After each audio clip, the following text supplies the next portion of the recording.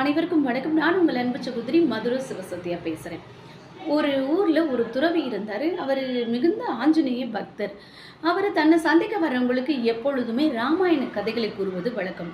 அப்படி வரும்போது தான் ஒரு இளைஞன் அவர பார்க்குறாரு. பார்த்துட்டு அவர் மீது பொறாமை கொண்டு அவர பத்தி பொய்யான தகவல்கள ஊருக்குள்ள பரப்புறாரு. இத ஒரு சிலர் நம்பவும் செய்றாங்க. ஒரு சில காலகட்டத்துக்கு அப்புறம் அந்த இளைஞனுக்கு ரொம்ப துன்பம், கஷ்டம் இதெல்லாம் வருது. அப்போ அந்த இளைஞன் யோசிச்சு பார்க்குறான். எதனால இப்படி ஆகுது? ஒருவேளை நாம தவறாக சொன்னனால தான் இப்படி ஆகுது அப்படின்றத அவன் முழுசா நம்புனான்.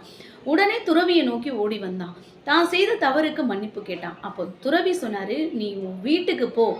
உன் வீட்டுக்கு போய் உன் தலையணையில இருக்கக்கூடிய அந்த பஞ்ச கிழிச்சு நாலா பக்கமும் பறக்க விடு" அப்படின்னு சொல்லவும், இந்த இளைஞனும் வீட்டிற்கு சென்றான். தலையணை கிழித்து அந்த பஞ்ச நாலாபுறமும் பறக்க விட்டான்.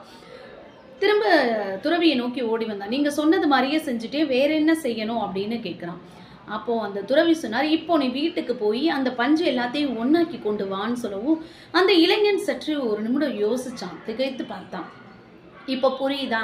காற்றில பறக்க விட்ட அந்த பஞ்சு போலவே நீ யார் மீதும் பழி சொன்ன அப்படின்னா, அது சரியாக இருக்காது அப்படின்னு சொல்லவும், "நீ என்னைக்கு உன்னோட தவற நீ சிந்திச்சு பார்த்து மன்னிப்பு கேட்டாயோ, அன்னைக்கே நீ மன்னிக்கப்பட்டு விட்டாய். போய் நல்லவனாக திருந்தி வாழு" அப்படின்னு சொல்லி அந்த துறவி அந்த இளைஞனுக்கு அட்வைஸ் பண்ணாராங்க.